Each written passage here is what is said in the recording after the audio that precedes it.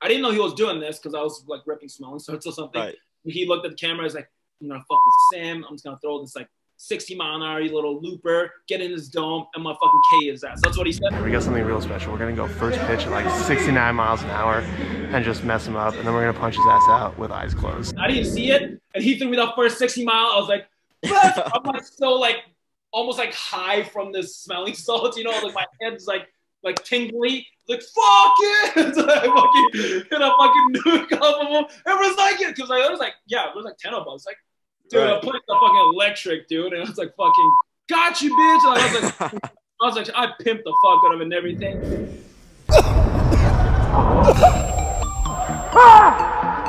Let's go!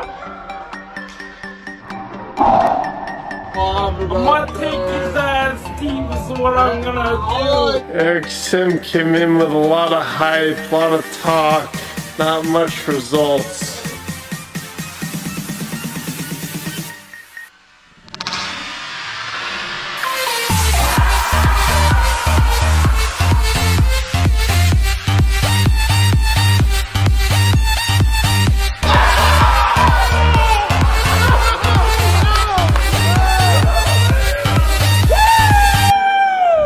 What is good, everybody? Nathan Lombardo here with Lambo Media. If you guys can see from the camera, I'm already smiling because I'm super hyped for this episode.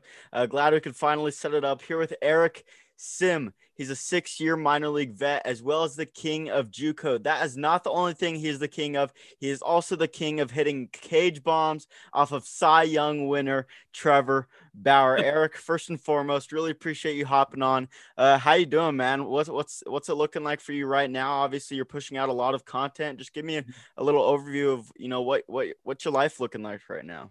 Yeah, again, thanks a lot for having me on. Yeah, I mean, my life is pretty crazy right now. I'm doing a lot of content stuff, and then staying busy, trying to build my brand and doing a lot of YouTube stuff, and signed on to be a content creator for Momentum, and then I'm doing a lot of stuff with them, which is kind of cool. Just a lot of things in the future, and then again, I just enjoy doing what I'm doing, and this is what I want to do, so I'm gonna keep doing it at the best ability as I can, and fucking send it, so.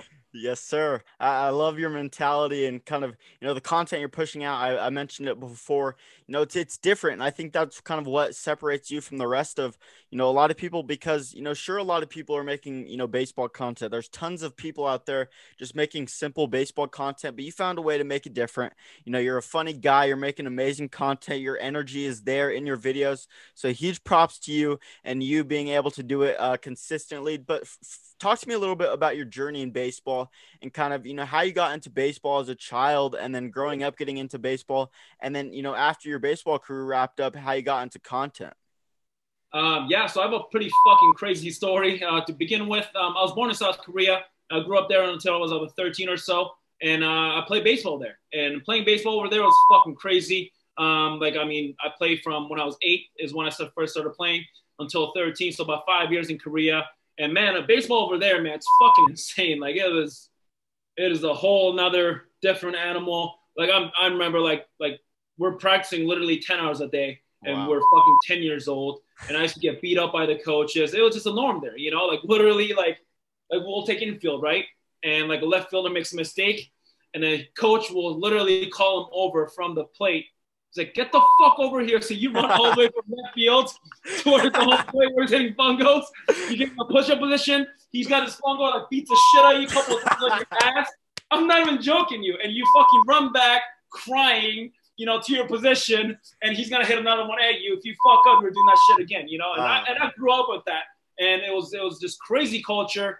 Now thinking about it, it was like that's insane, Right. But back then, like for me, it was like, oh, fuck, I mean, that's a norm. That's what we were all doing. It's not just me. It's everyone else, all my teammates and everything, right? So the show was insane, man. Like, again, like, it was very Sparta style, like, fucking, like, you go all in or you don't do it, Right.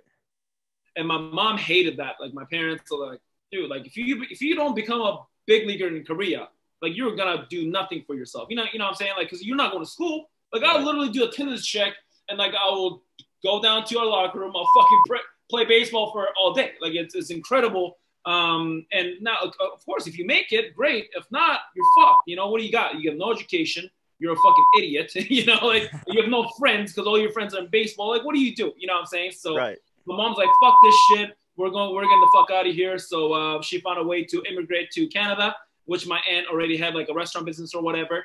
So she got a work visa, and she's like, fucking, you guys are coming with. I'm like, all right, cool. So we went to Canada.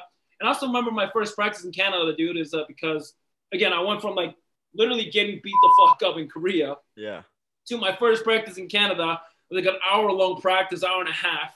You know, it's like fucking nonchalant, just like everyone's having fun, smiling. I remember I did something because I was good. I was better than everyone else because I actually practiced all day, every day for like years. Mm-hmm. And none of these guys do that. Like it's like hey, they go to school and then they play baseball for an hour, you know? So I was better than everybody. And it's like I did something good, and coach is like, he got fired up. He's like, give me a high five. I'm like, high five? What the fuck is this about? You know? This is normal. Yeah, I don't get high fives from coaches. They only beat me up, you know? So it was crazy experience, a lot of adjustments I had to make. Now, obviously, the language barrier was tough for me to get over because, again, like I didn't go to school. The only English words I knew was hi, bye, yes, and no. That's basically all I knew. And even bye, I thought it was spelled like B-Y-E or something. Or no, B-I or something. It's like I have no idea. You know, it's like, I don't know. Like, fuck. Right. So it's like, it was insane, man. It's just, again, like language barrier was tough. But again, me kind of guy being who I am, like, I mean, I had to find a way, and I'm willing to find a way, and I'll make it work. So. Absolutely. Talk to me a little bit about that transition from, you know, initially from Korea to Canada and then finally from, you know, Canada to here in the USA. How is that for you mentally? And what would you say was the toughest barrier to break, you know, during those transitions? Was it the language barrier or was it something else? Was it the mental struggle of, you know, being in a whole different location with no friends and, you know, maybe not a social life for the first few months because you know nobody, or in your case, you know, you didn't know English? Right. Yeah. Again, it's a mixture of everything. Like I remember my first like a wake up call was when I went to JUCO. When I signed with a JUCO, small JUCO in Kansas called Kobe Community College. That's where I was spent my 2 years out of high school. And in high school, I was pretty good. Like nothing like special, but I mean I was pretty good. You know, I was like whatever. Like I went to a small school in Canada. We don't have high school baseball, so we basically play like travel baseball. And I was pretty good. I was like, all right, whatever. And I went to JUCO first of all, it's out of nowhere in Kansas. It's like fucking, the town is tiny. Like there's nothing going on other than this, you know? And I go there and everyone's good, you know? Like everyone's actually good. Like they were like working out. Like I've never done that. I mean, back in my day too, like no one really worked out or anything like that. We weren't very knowledgeable. That's 15 years ago, right? 10, 15 years ago. So no one was really working out. And I go there, like everyone's working out. They're bigger and stronger than I am. And they're hitting balls way farther, and they're better baseball players. And I went there with a full ride. And then first day, I remember I'm like, dude, like if I don't fucking figure it out, my shit's gonna be taken away, and my ass is going back to Canada, you know. And that was like a huge adjustment I had to make. I mean, not even location. It's more of my competition. Mm-hmm. My friends were better than me, and I fucking hated that. And I'll do whatever it takes to be better than them, you know. So it doesn't matter if you're my friends or whatever. Like, yeah, we can be friends, you know. But if we're competing on the field, like you're a catcher, I'm a catcher, like I'm gonna take your spot, you know. That's just how I roll. So yeah, it's just like I worked my ass off and I became a starting catcher. And then I played well out of JUCO, and then went out to USF, which is in South Florida. I went there for a year after. And that was also another wake-up call, right? And just like, fuck, this different style of ball game, D1, like all this shit. Like you're facing good competition. I was facing guys like Preston Tucker, Yasmani Grandel was a big name I faced. Like these big names I was facing. So like I had to kind of make an adjustment to be able to compete with these guys. You know what I'm saying?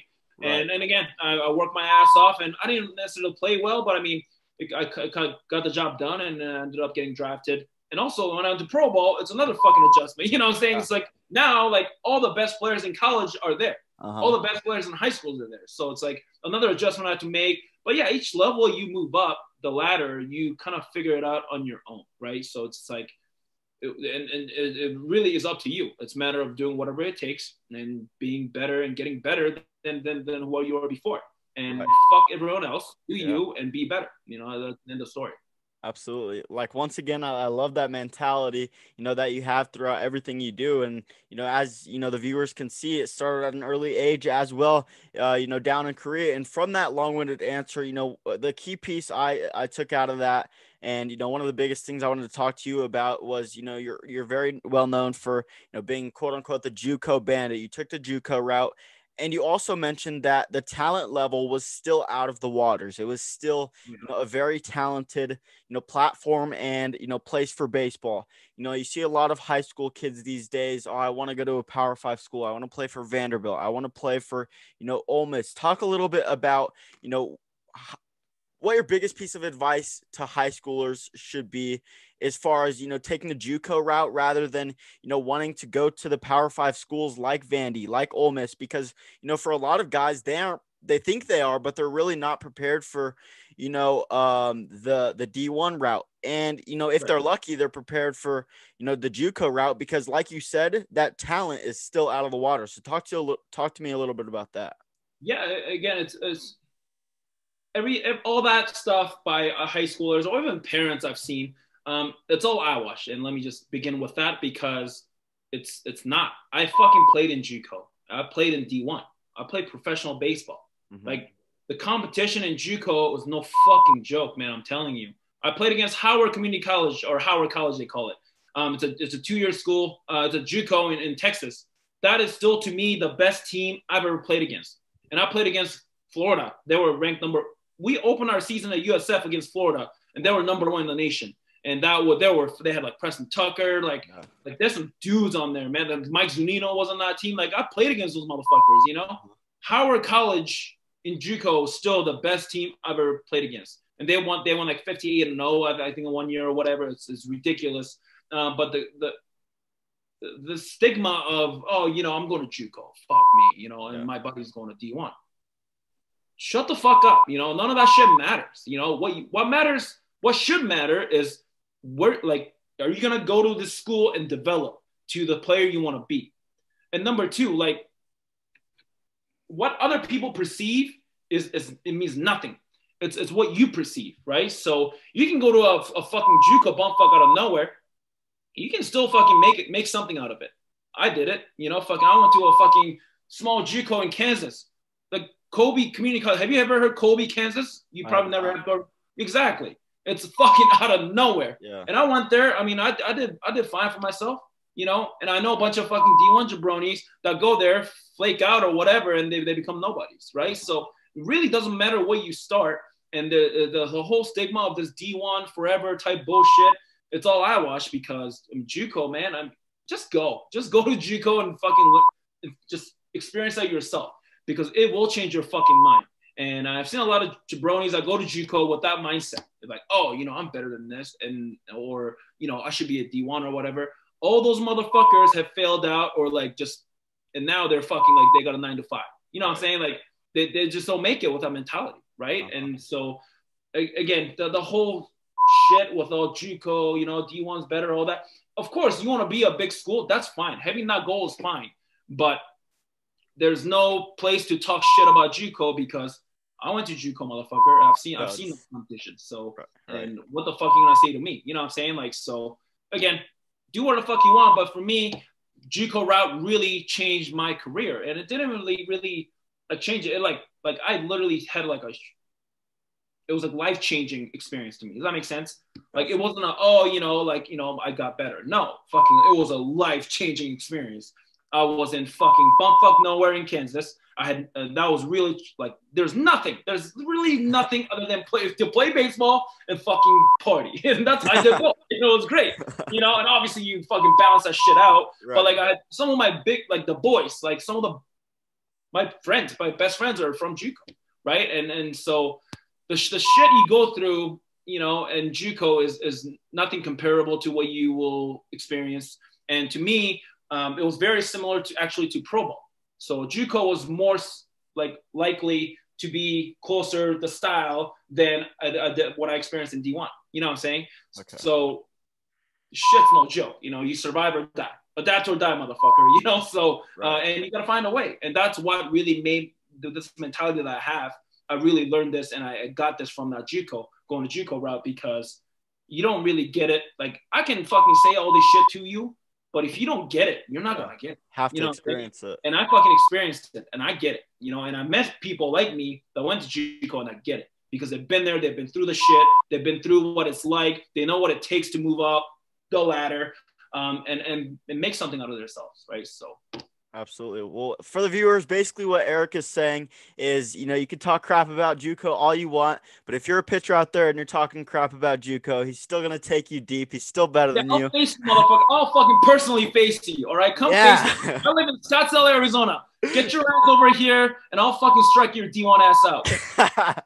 I love that. Another big piece of you and your content is lifting. You do a lot of lifting content as well. Talk to me a little bit about how you got into lifting. You're also big into smelling salts and taking smelling salts before you're trying to hit a PR, whether that be on the lifts or trying to break a new exit velo or pitching velo. Talk to me a little bit about lifting, and then after that, what smelling salts does to you and what it makes you feel like.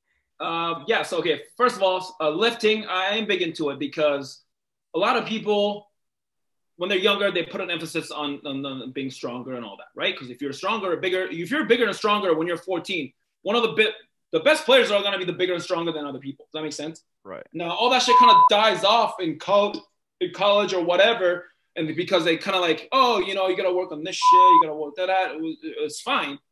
And when you go to pro ball, it's another going back to that is, hey, if you're bigger and stronger, you're going to beat this guy. Does that make sense? Uh-huh. So it really is going back to the basics of what can you produce, right? If you're a little guy, and I've seen little guys make it, like Altuve or whatever, those guys are all great, but Altuve also fucking swings the bat like really fucking fast. Yeah. He's little, but he's going to swing the fuck out of it. Uh-huh. And Tristan McKenzie, he's tiny. He's like 160, 70 pounds. Yeah. But he also throws like 97. You know what I'm saying? Like, so they can produce that. You can't, you fucking 170, you're 170 pounds too, but you throw 78, he throws 96. Right. So you should be in the gym is what I'm saying. And again, it kind of gets communicated sometimes, but again, what you're able to produce, your strength, power, all that stuff fucking matters. And it matters a lot more than you fucking think is why I put an emphasis on the whole lifting spiel in baseball, because again, baseball seems to be a lot of this fucking eyewash of, do mobility or do this, that, you can just kind of fix this mechanics or whatever. And they don't fucking work on themselves. They're still fucking weak. If you're weak, if your engine's 50, how the fuck are you going to throw 100? You know what I'm saying? Like, it's just not going to be possible. It doesn't matter what kind of adjustments you do. If you can produce nothing, you're going to be shitty. It's just the way it is. But there's also another side of things too. Even if you can produce 100, that doesn't mean you're going to throw 100. Does that make sense? Then it becomes a mechanical issue or whatever the issues that you have that you can fix your deficiencies or whatever. But the point is, if you're a little bitch, you're just not going to be able to produce that much. Right. So why the fuck do you want to be a little bitch? Right. So for me, like, I want to do the best I can in everything. Like, it's not like I just work on just getting jacked as possible, which is true, but I also work on a lot of other shit too, but people don't see that, right? People just think I rip smelling salts and then lift 500 pounds and like go throw as hard as I can, which is kind of true, but I also do a lot of other things to make me do this the correct way. Does that make sense? Correct. So yeah, again, if you don't want to lift, that's fine. If you're like, Jacob deGrom is small and he throws 100, that's fine. But you better throw 100 too then, bitch. Like, if you're 170 pounds, you don't want to lift weights, you better throw 100. Like, that's just the way it works.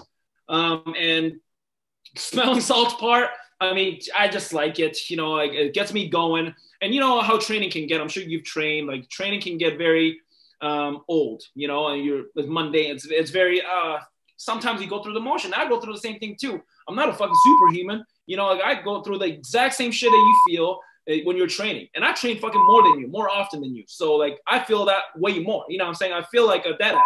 And I'm almost 32 years old, so I don't have that fucking 20-year-old energy. And my body hurts sometimes because I've been through a lot of shit. I was a catcher all my life. My knees are fucking banged up or whatever.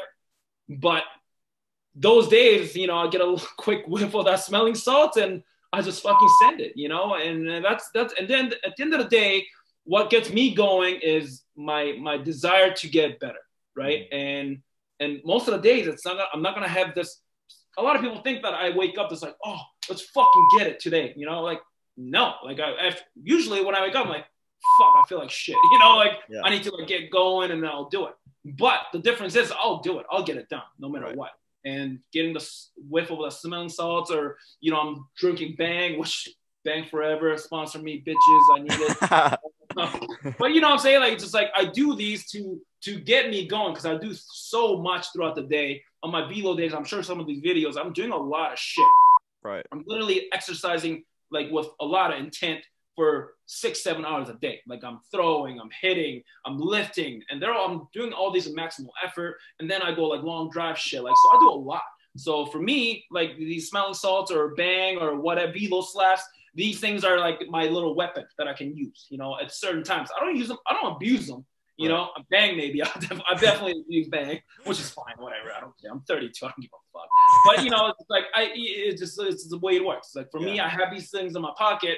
So if I'm like, hey, like, right now I need to fucking send it. I feel like shit. Come on, give me those smelling salts and let me send it. You know what I'm saying? Like, so, and some people like it, some people don't. And I really don't give a fuck. You know, so for me, this is what I do. This is how I train. And this is how I get most of my training. So who the fuck are you to tell me what to do? You know what I'm saying? If it works, it works. I love that, Eric. And like I mentioned in the intro, you actually had the capability to face off against Cy Young pitcher Trevor Bauer. You're one of very, very few people that have the capability to do that. And, you know, you took him yard once. We'll say you took him yard, maybe even more than once. Maybe behind the scenes there were a few more as well. Talk a little bit about him when, you know, he was in the cage and was putting on a show. Talk a little bit about, you know, the raw skill set of Trevor Bauer and how, you know, truly great he is on the bump. Yeah, I mean, I've known him for a while because I trained him with that drive line in 2014, 2015 and stuff like that. So, and dude, training with him was probably one of the most ridiculous things I've done. Because I still remember in 2014 and 15, like we'll be throwing, and I was throwing with some legends at like now, you know, like Casey Weathers, me, like Trey McNutt, like Cody Buchel and Trevor. Like we have some like now OGs, you know what I'm saying? But I mean, I was throwing with those guys. And like we'll all go through our shit, like pull downs or whatever, or Mount Velo or whatever, and then we're fucking gassed. You know, it's not like we fuck around. We fucking get after it. We throw a lot. We're like, okay, that's it. Now after that, Trevor will fucking go throw another 20 by himself. You know what I'm saying? So it was that outrageous. Just because the guy knows how to move, right? The guy knows how to move his body very efficiently. And he's not like super, like he's stronger than what people think, but I'm stronger than him. You know what I'm saying?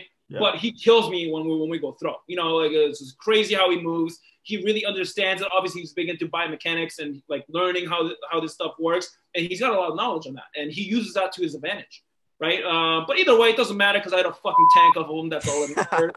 Because the video, it's pretty funny because I didn't know he was doing this because I was like ripping smelling salts or something. Right. He looked at the camera. He's like, I'm going to fuck with Sam. I'm just going to throw this like 60-mile-an-hour little looper, get in his dome, and my fucking K is we got something real special. We're going to go first pitch at like 69 miles an hour and just mess him up. And then we're going to punch his ass out with eyes closed. And he threw me the first 60 mile. I was like, what? I'm like so like almost like high from this smelling salts. You know, like my head's like tingly, like fuck it, so I fucking hit a fucking nuke off of him. Everyone's like it, because like, there was like 10 of us. Like, dude, I put the fucking electric, dude, and I was like, fucking, got you, bitch. And I was like, I pimped the fuck out of him and everything.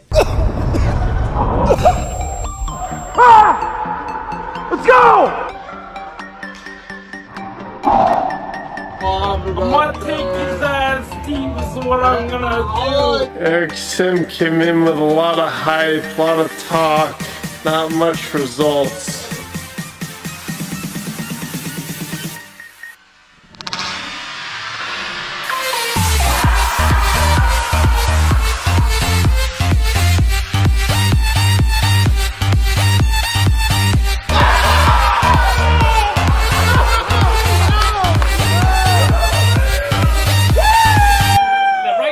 He's like, let's go. And then he struck me. He came in.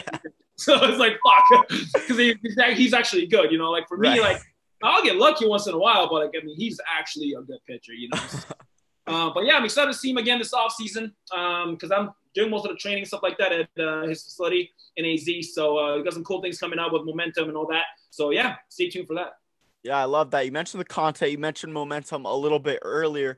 Talk to me a little bit about what you're doing as far as, content, because, you're doing your stuff with your own YouTube channel, your own platforms as well. And then you're also diversifying yourself, going and doing other stuff as well with, people like Paige Halstead, people like Marika Lissick, as well as, Trevor Bauer. Talk to me a little bit about that and, how you're kind of getting into the content creation side of things and that type of niche, and what all you're doing as far as content goes. Yeah, again, this is still very new to me. I'm still learning as we go. I'm still trying to figure out like what I want to do. But the great thing about this is that the momentum is giving me the platform to do it. They're giving me the opportunity to do it. They're giving me the resources to do it, right? So yeah, basically what I'm doing right now is I'm still training. So that's like part of my blog or whatever. And I also been linking up, doing a lot of crossover content. So like I've been meeting up with like pros from other sports. That makes sense. So I met up with some content with Olympic lifters, but they're like one is actually like the strongest one in the country. Like he's he's like 6'7", 330 pounds. Like he was power cleaning 500 pounds, fucking ridiculous. And I did some content with him. I got him to throw and hit. Like how cool was that though? Like how often are you gonna see that? You know what I'm saying? Never. And I linked up with the professional shot putter, and he's like 310 pounds, like 6 feet, barely 6 feet, but he looks like a fucking tank, And I got him to throw a ball. He hit like 77, dude. Like he didn't touch the ball since he was 15. That's impressive. These guys are freaks of athletes, right? Because I mean, I'm not talking about just like high school fucking shot putter. I'm talking like professional guys, right? So, and which is why momentum's so great, because they can give me the resources and the connection to do that. And it's just incredible to see these guys move. And I enjoy sports, period. I love doing shit. I love doing random shit. I'm sure you've seen the video of me pulling down a kettlebell and shit like that. Yeah. I'll do whatever. I just don't give a fuck. And I think that's me. If someone's like, hey, I think it'll be cool for you to do that, I'm like, all right, give it to me. I'll fucking do it. So, and it's been really interesting. And it's been very, what do you call it? Like I'm learning a lot from doing this too. Like all these other sports, these athletes, they know how to move. They really do things well in their sport and respectable sports. And I learned a lot from how they move and how they go about their business and stuff like that, right? So it's been incredible. I got some other content coming out. So I recently linked up with a professional skiers. One got he's a bronze medalist in Vancouver Olympics in 2010. Wow. So I was like, fuck. So I got them to play baseball. So it's just cool, right? Because like how often do you get to see these guys play baseball? Have you ever seen fucking guys like that play baseball? No, not really. Yeah, it doesn't happen often. It's pretty cool. And obviously I've been doing a lot of stuff with Paige as well. She's a professional softball player, but now she's basically signed on to do momentum, and she's going to be a content creator as well. And she's going to do a lot of stuff with me, and just got some cool stuff coming. And we just want to have fun, just have fun doing it and kind of like show, like present like what we can do. And it's just, to me, it's fun for me, like I have no other reason. People like if someone's like, hey, like why do you do it? It's fun. Like what the fuck, like I get to do what I enjoy doing, which is training. And more I train, better my content's gonna be, right? And I get to link up with all those crazy like cool people, I mean, what the fuck more do you want? It's like it's great, So yeah, a lot of cool stuff happening. I got more stuff in the future. Like right now, this weekend, I'll be linking up with a professional long driver. I've been wanting to do that for a long time because I do a little bit of long drive myself. So I have a professional long driver. He's like top 5 in the world. I'm going to link up with him and do some content on this Saturday. So again, a lot of cool stuff, man. So again, momentum's awesome for that. Give me the opportunity to do that. And this is what I want to do. So I'm going to keep doing it. Absolutely. I love that. One name you mentioned and I mentioned in the question as well is Paige Halstead. I saw the recent video on momentum. Who hits more tanks, Eric Sim or Paige Halstead? Okay. All right. Let's not get carried away here. Okay. I mean, Paige is great. She's awesome. I'm going to fucking definitely make sure that she hears this too. Like I'm going to put her on. I'll post it to tag her. Yeah, definitely tag her. But yeah, it's not even close. Like, I mean, she's good. Like, I mean, yes, that's fine. But I fucking rake. I don't know what else you want me to say. I hit tanks. That's what I do. You can put me in a big league field like taking BP. Like I'll look fine because I'm probably gonna hit more tanks than some of the guys too. To be honest, because I have fucking juice. Now, if you put me in a game, I'm gonna strike out 200 times. Maybe 300 actually, because your boy doesn't like breaking balls and shit like that. But yeah, Paige is great. Her swing's fucking beautiful and all that. But yeah, I'll destroy her. That's how it works. I love that, Eric. Well, this is by far, one of my funnest interviews I've ever done with Eric Sim here, 6-year MILB veteran, as well as the JUCO Bandit, king of hitting bombs off Trevor Bauer in the cages, king of smelling salts as well, and lifting. But Eric, really appreciate you hopping on. Before we wrap up this interview, like I do with every interview, I ask my interviewee to nominate someone else to do an interview with me, Lambo Media. So Eric, who would be that guy or girl?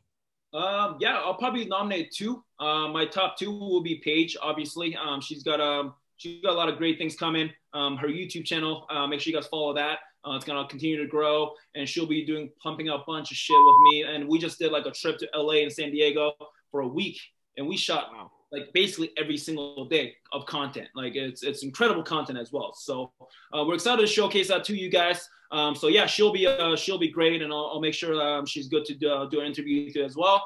And another one will be Dean Jackson, is my boy, and he's probably one of the most knowledgeable guys I've ever met when it comes to baseball. Not anything else, He doesn't even know how to fucking cook steak and shit like that. But I mean, the guy, like when it comes to pitching, right, like how your body's supposed to move and all that, he's fantastic. And he's also coming from a surgery as well, so he's got a really cool rehab vlog type stuff coming out on his YouTube channel as well. So make sure you guys check that out. And yeah, so those two will be my top 2. And then get them on the show. Awesome. Well, Paige and Dean, I hopefully look forward to speaking to you soon. I interviewed Paige's brother, Ryan Halstead. Shit. No, wait. I played with him. His first year in Pro Bowl, I was his roommate in short season. And he's like fresh out of college, Yeah. And I'm just this salty 25-year-old, like 5-year minor league vet. And like, he's just like, oh, we got a long 5, but I'm pretty sure he hates me. I was just such a scumbag. It was great. But yeah, that's why it's like a small world, Like, right. I mean, now I'm doing a lot of stuff. I'm working with Paige, right. And then like, that's her brother. So, which is really cool. I'll be linking up with him pretty soon as well, because he's out here. So when this quarantine shit is over or whatever, I'll link up with him as well. So. Absolutely. Well, Eric, really appreciate you hopping on the Lambo Media interview episode. I look forward to hopefully speaking to you soon. Best of luck in the future. Congrats on all the, baseball and content success in the past, and there's definitely more to come. Appreciate it, guy. Thanks a lot. I actually had a pretty good time, man. So anytime you want me on, let me know. Well, I got stories for days too. Fucking shitty minor league stories and fucking whatever. I play a little bit of indie ball. Indie ball stories are great too. So yeah, just let me know. Awesome. Thank you, Eric. Thanks, man.